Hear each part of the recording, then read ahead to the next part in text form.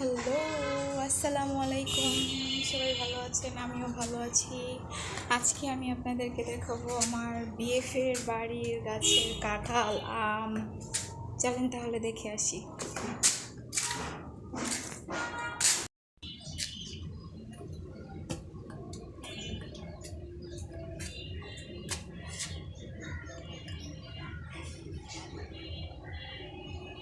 উপরে আরও আছে।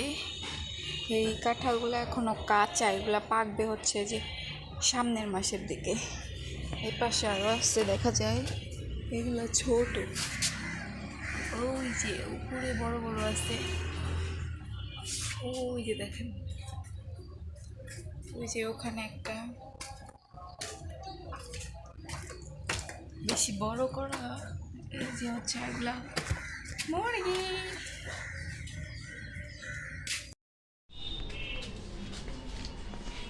সবচেয়ে বড় কাঁঠাল এইটা। এগুলা এখনো পাকে নাই, এগুলা পাকবে হইতেছে হচ্ছে এই জ্যৈষ্ঠ মাসের শেষে। এই হচ্ছে কাঁঠাল গাছ। আর এইটা